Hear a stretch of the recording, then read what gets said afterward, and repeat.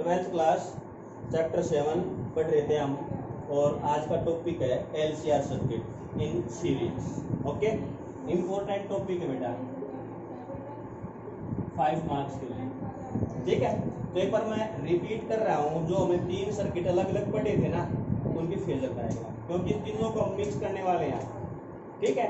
तो सबसे पहले मैंने पढ़ा था रेजिस्टेंस इन AC सर्किट, यही था ना। तो बेटा इसमें करंट इसी डायरेक्शन में था और वोल्टेज भी इसी डायरेक्शन में, सेम डायरेक्शन में था ना। इसका फेजर डायग्राम जो बना था वो कुछ इस तरह का बना था कि आपकी ये वोल्टेज आई थी ओमेगा टी एंगल पे, और इसी डायरेक्शन में क्या आया था आपका, ये आपकी मान लो V0 थी और ये आपका था, यही बात थी ना। इसके बाद हमने पढ़ा इंडक्टर। बताओ इंडक्टर के अंदर क्या आया था, व्हाट इज π/2 एंगल से करंट लीड कर रहा था या वोल्टेज लीड कर रही थी?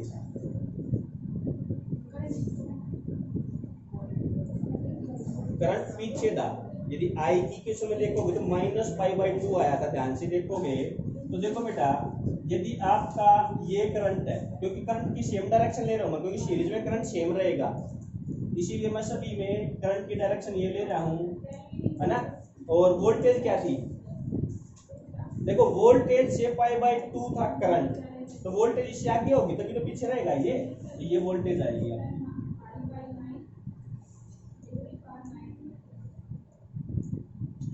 ठीक है।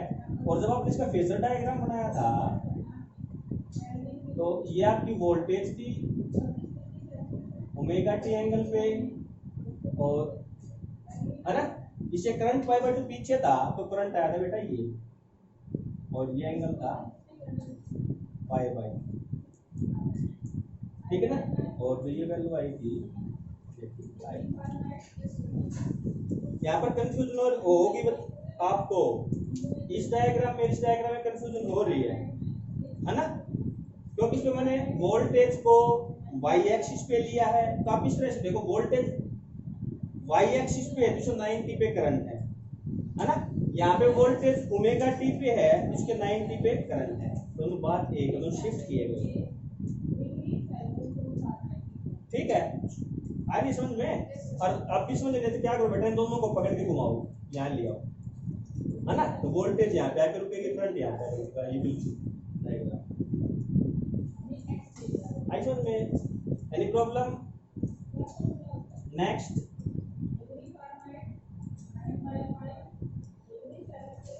ये कैपेसिटर और ये होगा आपका AC। ओके, तो मैं फिर करंट इस डायरेक्शन में ले रहा हूँ बेटा, क्योंकि इन तीनों को मैं सुपरइम्पोज करूंगा, तो कॉमन LCR बनाऊंगा ना सर्किट, इनको कोई कंबाइन करूंगा। इसके अंदर क्या था, करंट से वोल्टेज π/2 पीछे, है ना। जब बेटा आगे के लिए वोल्टेज यहाँ पे है तो पीछे के लिए होगी, ये होगी वोल्टेज, ठीक है। अब यदि इसका फेजर डायग्राम बनाना चाहें तो कुछ ऐसा बनेगा, ये आपका x एक्सिस, ये आपका y एक्सिस, और ये आपकी मान लो क्या है, वोल्टेज V0,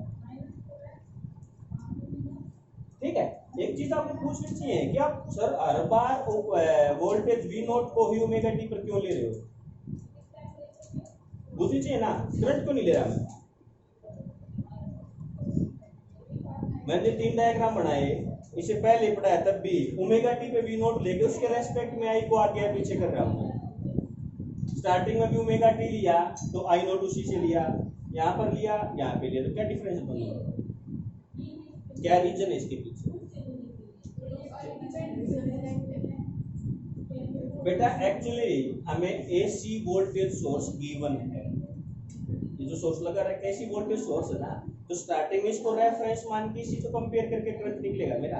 करंट कैसे निकला यहाँ पे, AC voltage upon resistance, AC voltage upon reactance, AC voltage upon reactance, तभी तो करंट आया ना, वोल्टेज से करंट आया, इसीलिए मैं वोल्टेज को रेफरेंस मान के ओमेगा टी पे फिर करंट कैलकुलेट कर रहा हूँ। और जो भी मैं डेरिवेशन किए थे उसमें भी देखा होगा, हर एक डेरिवेशन में इक्वेशन कौन सी यूज की, v = v not sin omega T, उसका डिफरेंशिएशन या इंटीग्रेशन करके ही फिर नेक्स्ट इक्वेशन आई। क्लियर? अच्छा बेटा ये v नॉट है, तो करंट इससे पाई बाय 2 आगे है, तो पाई बाय 2 आगे है तो करंट आएगा यहाँ पर, ये आ गया।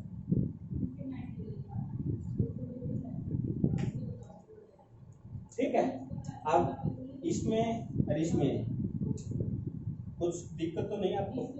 अगर ये तीनों अलग अलग समझ पाए बेटा, इन तीनों को ग्राफ को उठा उठा के रखना है बस, फेजर डायग्राम बनाने में कोई प्रॉब्लम नहीं। तो हम एलसीआर सर्किट बनाएंगे।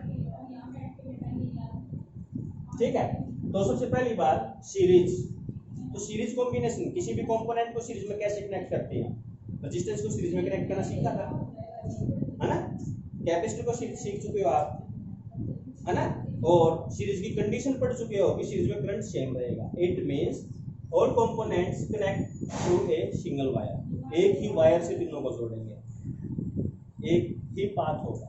ओके, तो क्या किया, ये मान लिया मेरा रेजिस्टेंस,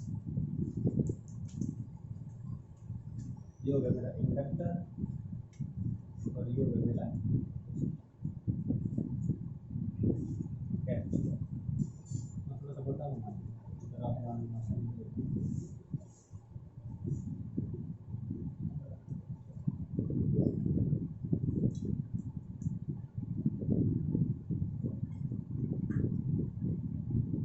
ठीक है। आप देखो बेटा, यहाँ से करंट गया तो तीनों के अंदर करंट सेम रहेगा ना, एक ही डायरेक्शन में रहेगा ना, इसीलिए मैंने इन तीनों में करंट की डायरेक्शन सेम ली। ठीक है, अब आपको पता है रेजिस्टेंस के लिए करंट और वोल्टेज सेम डायरेक्शन में है, इंडक्टर के लिए करंट और वोल्टेज क्या थी, आगे थी ना, तो ये और कैपेसिटर के लिए करंट ये था।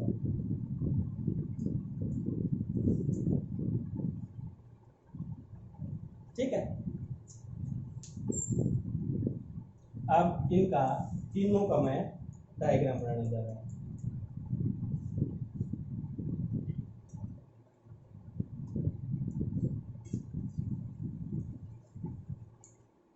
तो इन तीनों का डायग्राम पहले क्या करें हम, ये वाला ले। ठीक है, अच्छा पहले आप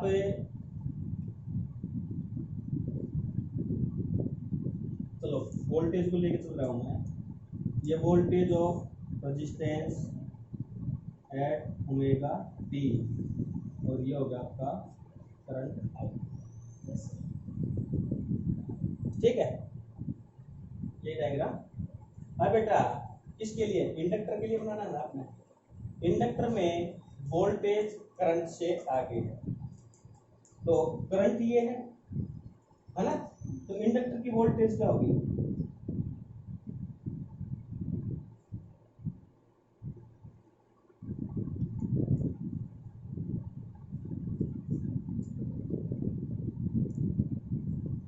आई बात समझ, मीन्स इसको उठा के करंट के साथ इम्पोज ऊपर इम्पोज किया, इस ग्राफ को उठा के करंट पे करंट रखूंगा, इस तरह से घूम जाएगा ना ये ग्राफ, इस तरह टिल्ट पर तो करंट पे करंट आएगा और ये आगे चला जाएगा। क्लियर होगा? अब कैपेसिटर के केस में यदि ये करंट है, करंट से वोल्टेज 90 डिग्री है पीछे, तो जो ये वोल्टेज आएगी इससे 90 के पीछे,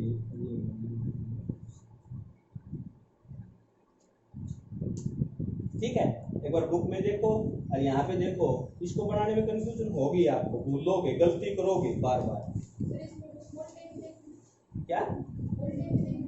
हाँ, क्योंकि बेटा वोल्टेज क्यों ली, क्योंकि सीरीज में करंट सेम रहता है ना, तो करंट की सेम डायरेक्शन रहेगी, इसलिए करंट को रेफरेंस मान के हमने ग्राफ को शिफ्ट किया। देखो एक बार कोई प्रॉब्लम हो तो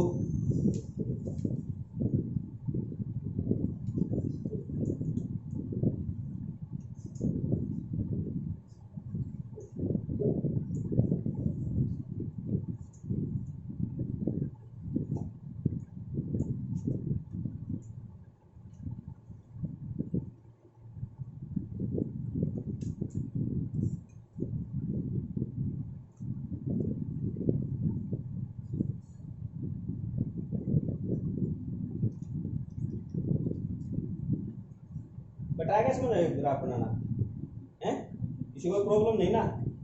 ठीक है, अब चलो इसी ग्राफ को वोल्टेज की फॉर्म में है। यदि मेरा इसको ओमेगा टी इक्वल टू 0 कर दूं मैं, ठीक है, वैसे एज इट इज भी निकल जाएगा पर थोड़ा सा कॉम्प्लेक्स बनेगा। इसको मैं इजी समझाने के लिए कर रहा हूँ क्या कि ये तो आपकी वोल्टेज आ गई रेजिस्टेंस की, ये वोल्टेज आ गई इंडक्टर की, और ये वोल्टेज आ गई कैपेसिटर। एज इट इज है नहीं, क्यों? VR से 90 आगे VL है, VR से 90 पीछे VC है, हो गया ना? अब देखो बेटा, इसको मैं VR क्या है मेरा वोल्टेज ओम्स लॉ के अकॉर्डिंग करंट इनटू रेजिस्टेंस, तो इस VR की जगह IR पुट कर सकता हूं, VL को IXL पुट कर सकता हूं, और VC को IXC पुट कर सकता हूं। कोई प्रॉब्लम नहीं ना? तो मैंने इसको IR IXL IXC, I से I कैंसिल हो जाएंगे, तो सारे के सारे 14। ठीक है, ये जो ग्राफ बनाया था आपने किसको रेफरेंस मान के बनाया था? वोल्टेज को, लेकिन ग्राफ किस में चेंज हो गया? रिएक्टेंस। करंट तो कॉमन था, सब में कैंसिल हो गया, तो आर रेजिस्टेंस रिएक्टेंस रिएक्टेंस ये तो बच गए, अब वोल्टेज हट गई।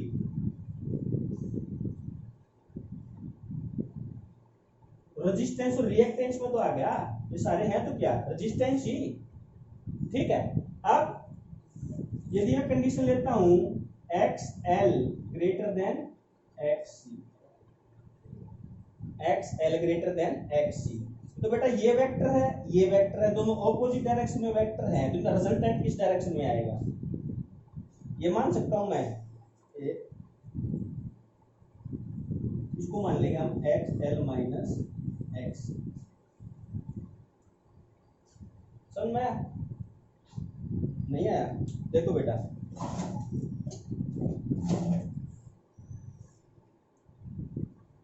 इस ग्राफ से मैंने चेंज किया, ये आपका आया R, ये आपका XL और ये आपका XC। यदि XL ग्रेटर देन है XC, यदि दो वेक्टर हैं ऑपोजिट डायरेक्शन में, तो रिजल्टेंट किस में आएगा? किस साइड में आएगा? जो बड़ा होगा। इन दोनों में बड़ा कौन सा है? XL। XL की डायरेक्शन में आएगा, तो जो रिजल्टेंट आया मैग्नीट्यूड तो घटेगा ना, तो मैंने ये मान लिया यहां तक आया मेरा, ये ठीक है। ये क्या आ गया आपका? XL minus XC। ठीक है, अब सिर्फ आपके पास दो वेक्टर हैं, एक वेक्टर XL माइनस XC और एक है R। Okay, by using the triangle of vector addition ना, हाँ ट्रायंगल ऑफ वेक्टर एडिशन, यदि आप रिजल्टेंट निकालना चाहो तो रिजल्टेंट क्या आएगा? a square plus b square plus 2ab cos theta, यहाँ पे थीटा इक्वल टू कितना है?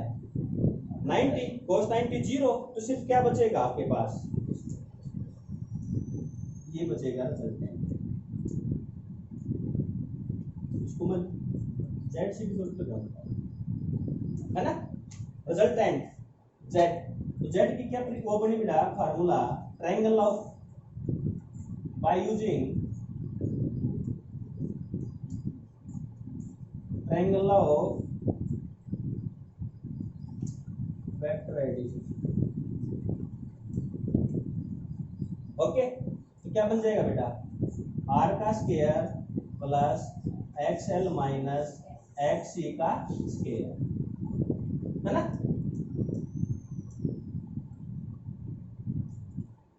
ओके, और यदि मैं XL XC के पैरेलल ये लाइन ड्रॉ कर सकता हूं ना,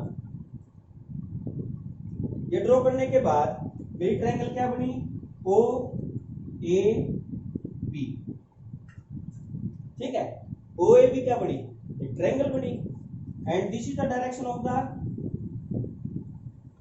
resultant, this is the direction of resultant. चलो बेटा, ओ ए बी एक ट्रायंगल बनी, ओ ए इस ट्रायंगल का रिजल्टेंट है, जिसको मैंने जेड से डिनोट किया, और जेड को क्या बोलते हैं बेटा हम,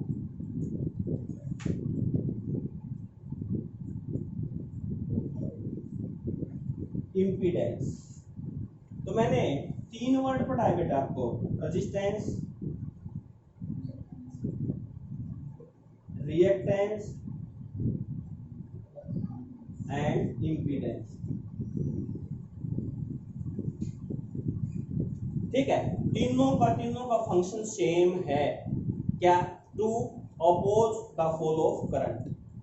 तीनों के तीनों कंडक्टर के अंदर जब करंट फ्लो होगा तो उसका अपोज करेंगे, उसको रोकेंगे, ठीक है।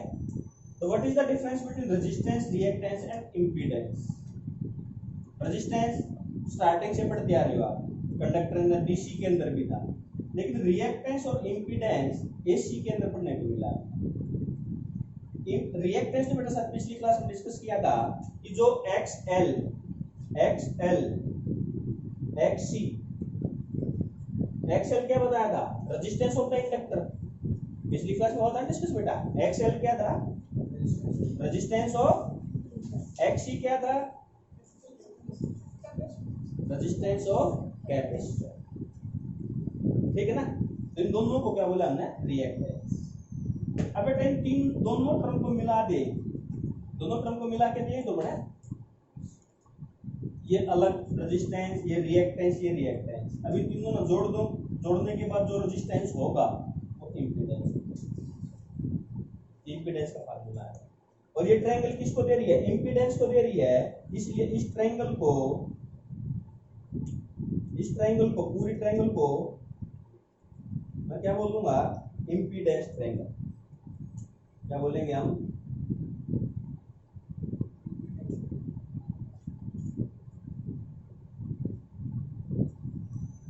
ओके। अब बात आती है डायरेक्शन की। तो बेटा ट्रायंगल ऑफ एक्ट्राइटेशन में जब रिजल्टेंट की डायरेक्शन निकाली थी आपने, तो क्या आया था, टेंजेंट फाई, तो सेम यहाँ पर भी निकालना है। और बेटा डायरेक्शन में कहीं पर भी जिक्र राइट का ट्रायंगल बनती है तो क्या करो, टेंजेंट निकाल दो, परपेंडिकुलर कौन, हाइपोटेन्यूज। तो जी मैं डायरेक्शन की बात करूं, डायरेक्शन ऑफ जेड, तो क्या जाएगा, परपेंडिकुलर कौन, बेस, तो Z is equal to, perpendicular क्या बना बेटा ट्रायंगल का, A B upon O B. A B क्या है, XL minus XC, XL minus XC upon O B क्या है, आर। तो ये क्या था मेरा, tangent theta, tangent phi, this is the direction, tangent theta is equal to XL minus XC upon R. Clear, यहाँ तक किसी को दिक्कत, डायरेक्शन किस तरह की है, मतलब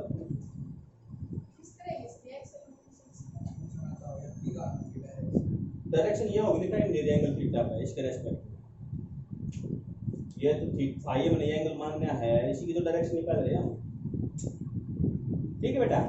अब जो दो टॉपिक मैंने पीछे छोड़े हैं, क्या ये एक तो था ये आपका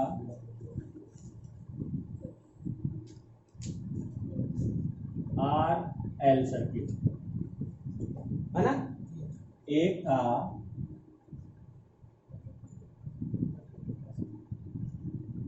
RC circuit, R L R C, ये पढ़े है ना। अब बेटा क्या देखो, इसमें और इसमें क्या डिफरेंस है, पहले इन दोनों में डिफरेंस देखो। सी नहीं है, अगर सी नहीं है तो इस डायग्राम में एक्सी जीरो हो जाएगा, यहाँ पर एक्सी जीरो हो गया, यहाँ पर एक्सी जीरो हो जाएगा, तो इम्पीडेंस जो बनेगा फिर R square plus XL square, direction क्या जाएगी, एक्सएल अपॉन आर, ठीक है ना।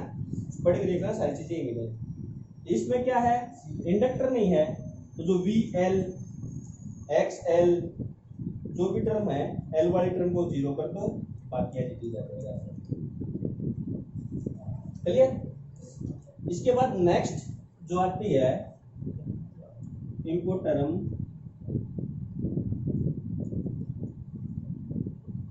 Resonance, resonance of the circuit. ठीक है, तो पहले तो बेटा रेजोनेंस का मतलब समझो। रेजोनेंस का मतलब क्या है?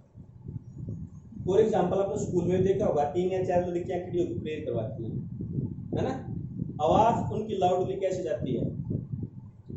जब वे एक साथ बोले, जब वे एक साथ बोले तो ही तो होगी ना। 1 सेकंड का भी आगे या पीछे करेंगी तो साउंड इतनी तेज नहीं जाएगी ना, ठीक है ना? जब सभी की साउंड एक साथ है उस कंडीशन को बोलते हैं रेजोनेंस। क्या बोलते हैं? रेजोनेंस। तो सेम यहां पर भी रेजोनेंस का मतलब क्या होगा कि एक ऐसी फ्रीक्वेंसी जिसके लिए सर्किट के अंदर मैक्सिमम करंट जाए, इस सर्किट के अंदर मैक्सिमम करंट जाए।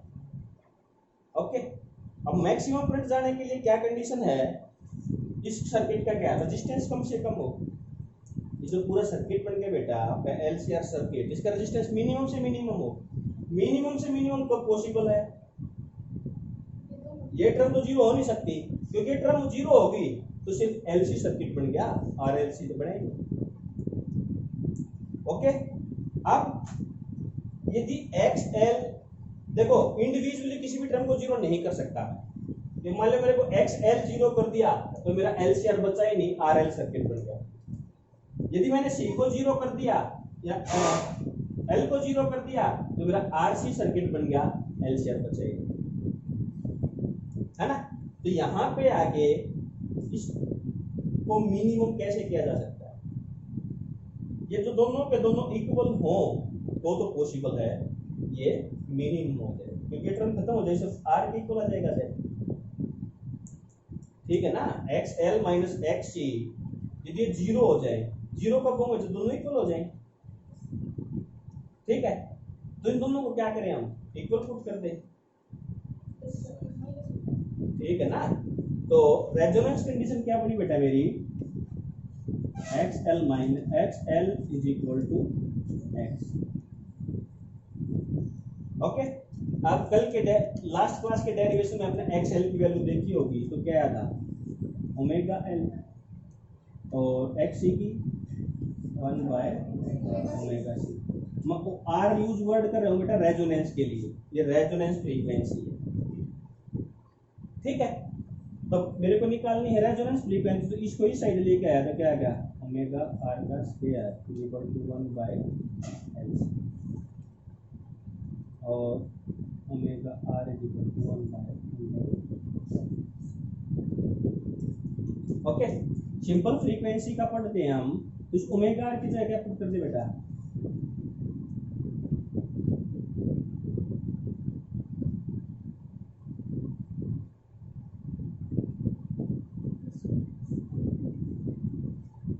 ठीक है ना? क्यों पुट किया? क्योंकि हमें पता है कि omega is equal to 2 pi F होता है।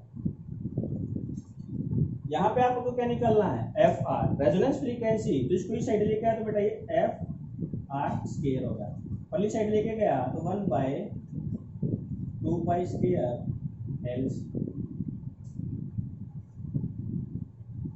ठीक है? अब सिर्फ एफ आर की वैल्यू निकालनी है, तो ये क्या है?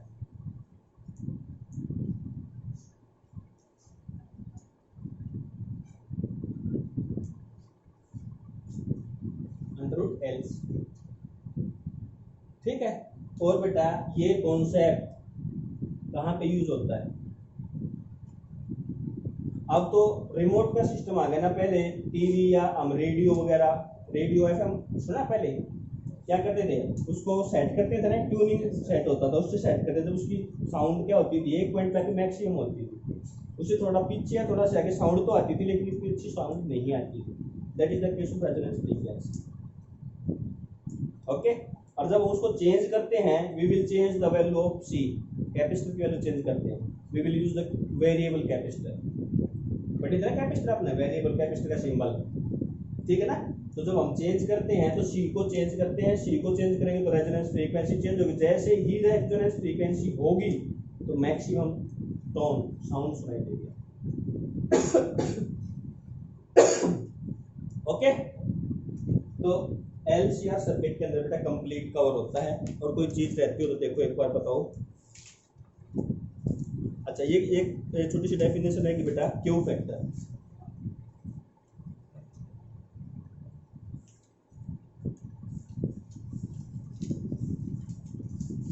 ठीक है। क्यू फैक्टर पढ़ने से पहले मैं रेजोनेंस का ग्राफ बना दूं एक बार, ठीक है। यहाँ पे बना दूं,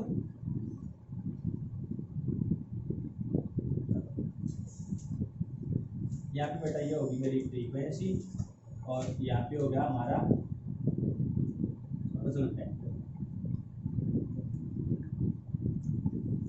ठीक है। अच्छा, एक चीज बताओ, यह पढ़ने से पहले एक पर्टिकुलर फ्रीक्वेंसी ही पर ही हमें मैक्सिमम आउटपुट क्यों मिलेगी, उसका रीजन है, ये बात तो डिस्कस कर लेते हैं कि मैं दो केस लेता हूँ, एक मैक्सिमम का और एक मिनिमम का, ठीक है। स्टार्टिंग में मैंने फ्रीक्वेंसी को यदि जीरो माना, यदि फ्रीक्वेंसी को जीरो माना तो बेटा इंडक्टर की आई ना ओमेगा, ओमेगा की जगह 2 पाई है ना। यदि एफ जीरो है, फ्रीक्वेंसी जीरो, तो एफ जीरो, एफ जीरो का मतलब रिएक्टेंस जीरो होगी, किसकी, इंडक्टर की। इंडक्टर है वो एक्सएल, एक्सएल का तो था, है ना। तो X F is equal to zero के लिए एक्सएल जीरो हो गया। एक्सएल जीरो होने का मतलब क्या है कि वो अपोज नहीं करेगा, उसका रेजिस्टेंस जीरो होगा। उसका रेजिस्टेंस जीरो होगा तो उसके अंदर से करंट क्या जाएगा, मैक्सिमम जाएगा, ठीक है। लेकिन F is equal to zero के लिए ही यदि मैं कैपेसिटर की बात करूं, कैपेसिटर की बात करूं तो समथिंग अपॉन जीरो इनफाइनाइट। तो इंडक्टर जो कैपेसिटर है, कैपेसिटर की रिएक्टेंस कितनी हो जाएगी, इनफाइनाइट। इनफाइनाइट रेजिस्टेंस का मतलब बहुत बहुत बहुत ज्यादा, इट मींस वो उसको पास नहीं होने देगा, जिसको करंट को पास नहीं होना। F is equal to zero का मतलब क्या हुआ, वो डीसी है, वो डीसी करंट है। तो बेटा डीसी करंट के लिए capacitor work as a filter, capacitor work as a filter का मतलब क्या है, अनवांटेड सिग्नल को पास करना। फॉर एग्जांपल आपने चाय बनाई है ना, तो जब चाय के अंदर सारी चीज डाली है, उसको बॉईल किया, बॉईल करने के बाद जो बचा तो उसके अंदर कुछ मेटल ऐसा है जो हमारी जरूरत का नहीं रहा, तब क्या करते, फिल्टर के लिए छलनी का यूज करते, है ना। तो जब सिर्फ और सिर्फ जो वांटेड है पार्टिकल वेव पास करके अनवांटेड को फिल्टर करते हैं। सेम इसी तरह से जब डीसी सर्किट है, डीसी सर्किट के अंदर हम कैपेसिटर को एज ए फिल्टर यूज करेंगे, ठीक है। और ये हम सेमीकंडक्टर यूनिट पे पढ़ेंगे बेटा, ऑसिलेटर एम्पलीफायर वगैरह पढ़ेंगे ना, तो अपन कैपेसिटर लगाएंगे तो वहां पर बताऊंगा मैं कि फिल्टर का काम कर रहा है, क्यों कर रहा है, उसका रीजन मैंने साथ साथ एक्सप्लेन कर दिया, ठीक है। इट मींस यदि फ्रीक्वेंसी जीरो है तो भी हम इस सर्किट से मैक्सिमम पास आउट नहीं कर सकते, ठीक है। और यदि फ्रीक्वेंसी को मैक्सिमम करता हूं मैं, यदि फ्रीक्वेंसी मैक्सिमम है, यदि फ्रीक्वेंसी मैक्सिमम है तो XL क्या हो जाएगा बेटा, XL क्या हो जाएगा मैक्सिमम, और XC क्या हो जाएगा मिनिमम, ठीक है। सीरीज में पास करना है, जिसका रेजिस्टेंस ज्यादा है इसका कम है, इफेक्ट तो करेगा ना। तो हमने एक ऐसी फ्रीक्वेंसी सिलेक्ट की जिसके लिए इन दोनों का रेजिस्टेंस इक्वल हो जाएगा, अपोज इक्वल हो जाएगा, तो इसमें मैक्सिमम करंट पास कर पाएगा, ठीक है। अब यदि मैं करंट रिजल्टेंट करंट और फ्रीक्वेंसी के बीच का ग्राफ ड्रॉ करूं तो जीरो से फ्रीक्वेंसी जीरो से मैक्सिमम की तरफ ड्रॉ करूंगा ग्राफ, तो जीरो के लिए भी मिनिमम होगा और मैक्सिमम के लिए मिनिमम होगा ना बेटा। जब फ्रीक्वेंसी हम जीरो लेंगे, मिनिमम लेंगे तो भी तो करंट मिनिमम कम होगा, और मैक्सिमम फ्रीक्वेंसी लेंगे जब भी कम होगा। क्यों, एक बार में इंडक्टर का रेजिस्टेंस ज्यादा हो गया तो कैपेसिटर का दूसरे केस में कैपेसिटर का ज्यादा हो रहा है। इसका ग्राफ कुछ इस तरह का आएगा,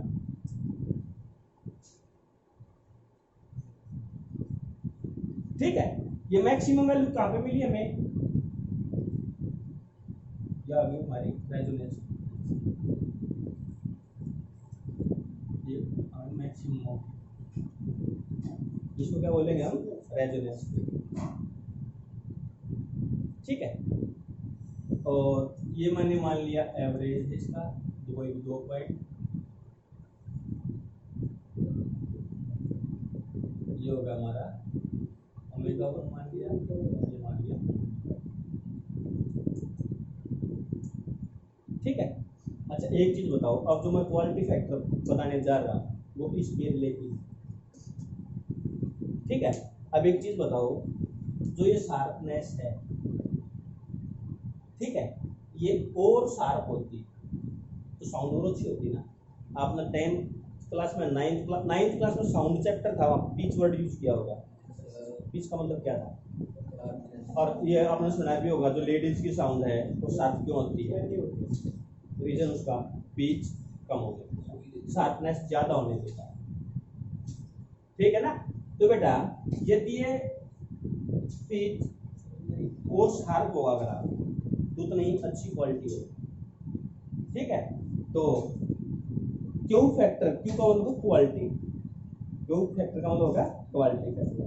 तो क्वालिटी फैक्टर क्या होगा, ये कम हो, ओमेगा 2 माइनस ओमेगा 1 की बिट कम हो, तो इन दोनों का रेशो किसका, omega R omega 2 minus is called the quality factor. Omega R upon omega 2 minus omega 1 is called the quality factor. ठीक है, शार्प ज्यादा कम होने का रीजन पता चल गया ना, कौन सा अच्छा होगा, हमारी मेन रिक्वायरमेंट क्या होनी चाहिए।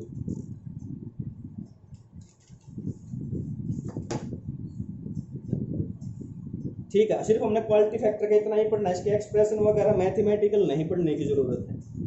ठीक है।